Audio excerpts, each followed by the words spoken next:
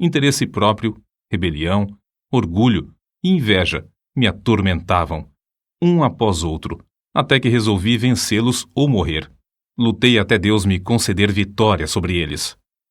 George Whitefield considerava-se um peregrino errante no mundo, procurando almas. Nasceu, criou-se e diplomou-se na Inglaterra. Atravessou o Atlântico 13 vezes. Visitou a Escócia 14 vezes. Foi ao país de Gales várias vezes. Visitou uma vez a Holanda. Passou 4 meses em Portugal. Nas Bermudas, ganhou muitas almas para Cristo, como nos demais lugares onde trabalhou.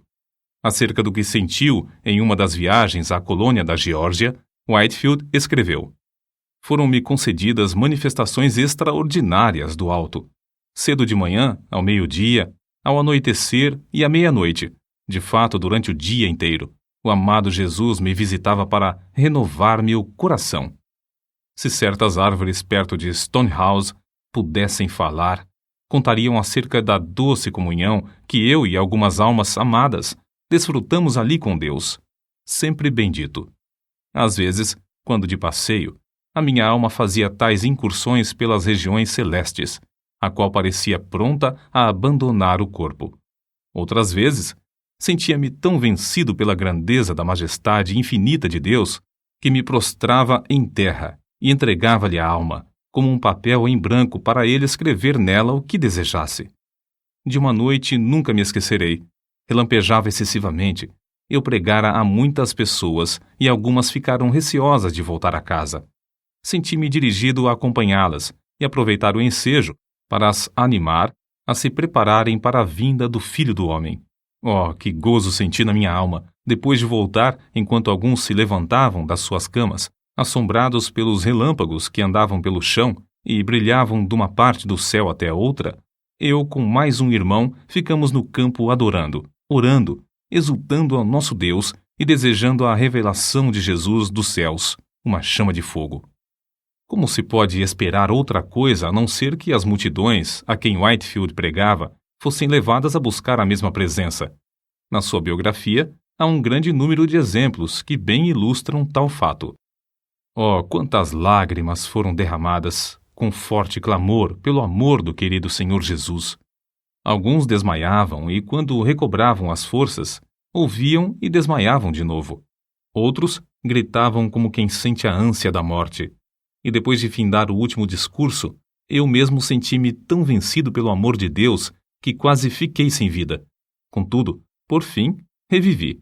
E depois de me alimentar um pouco, estava fortalecido bastante para viajar cerca de 30 quilômetros até Nottingham. No caminho, a alma alegrou-se cantando hinos. Chegamos quase à meia-noite. Depois de nos entregarmos a Deus em oração, deitamo-nos e descansamos na proteção do querido Senhor Jesus. Ó Senhor, jamais existiu amor como o teu. No dia seguinte, em Fog's Manor, a concorrência aos cultos foi tão grande como em Nottingham.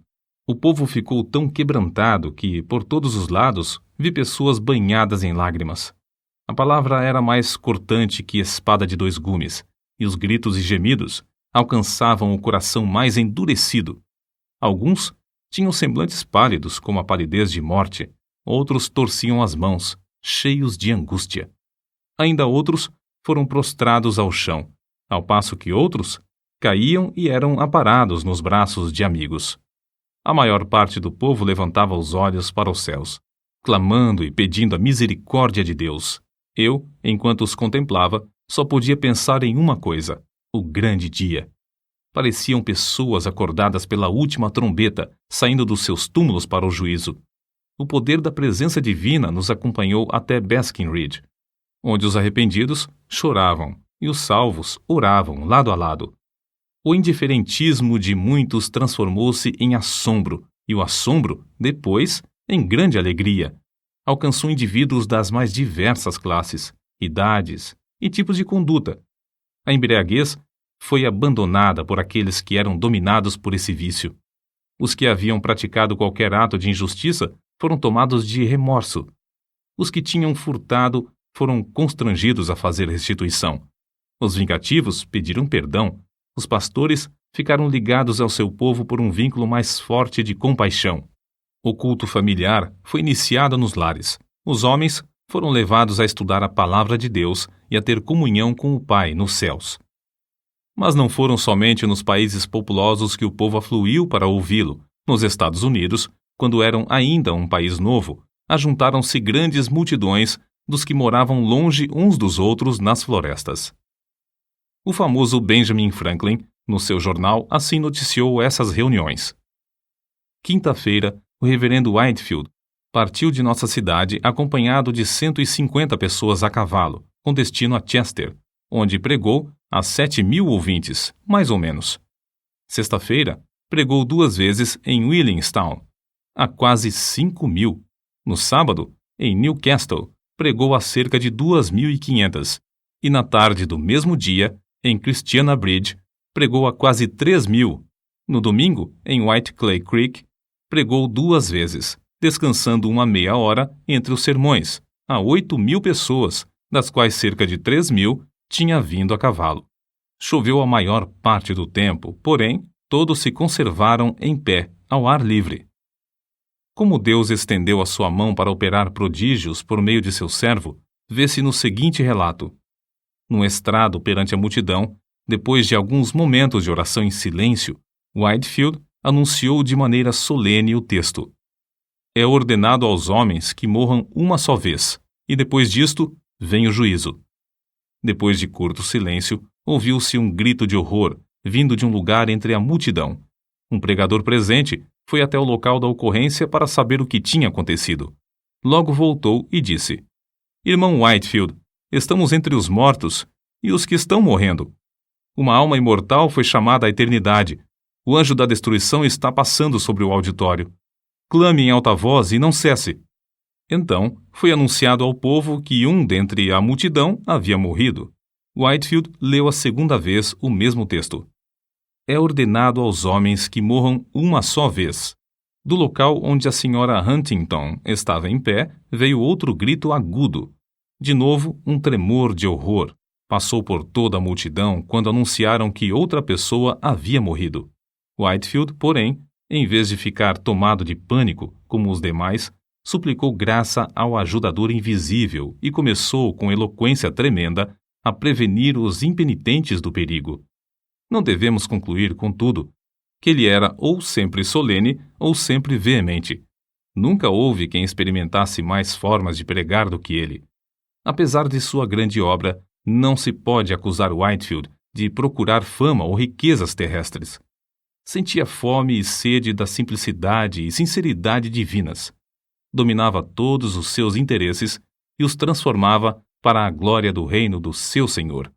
Não ajuntou ao redor de si os seus convertidos para formar outra denominação, como alguns esperavam.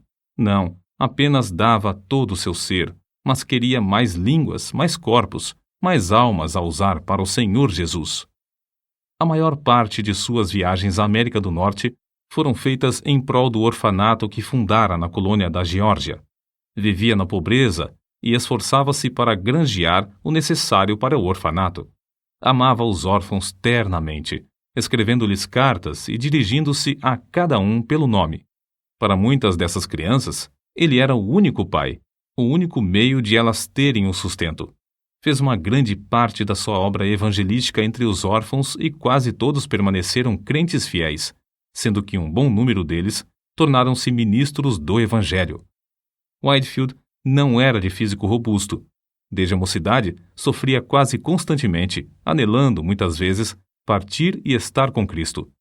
A maior parte dos pregadores acha impossível ministrar quando estão enfermos como ele. Assim foi que, aos 65 anos de idade, durante sua 7ª viagem à América do Norte, findou a sua carreira na terra, uma vida escondida com Cristo em Deus e derramada num sacrifício de amor pelos homens.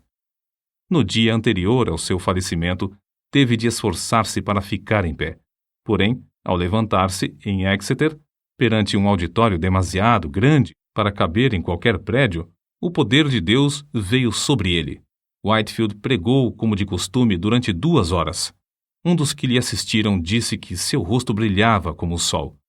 O fogo aceso no seu coração, no dia da oração e do jejum, quando da sua separação para o ministério, ardeu até dentro dos seus ossos e nunca se apagou. Jeremias, capítulo 20, versículo 9. Certo homem eminente dissera a Whitefield: não espero que Deus chame o irmão breve para o lar eterno, mas, quando isso acontecer, regozijar-me-ei ao ouvir o seu testemunho. O pregador respondeu: então ficará desapontado, morrerei calado. A vontade de Deus é dar-me tantos ensejos para testificar dele durante minha vida, que não me serão dados outros na hora da morte. E sua morte ocorreu como predissera.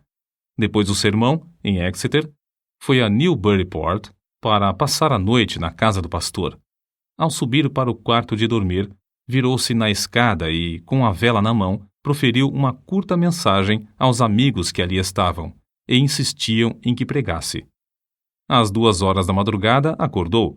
Faltava-lhe o fôlego. Pronunciou para o seu companheiro as suas últimas palavras na terra: estou morrendo.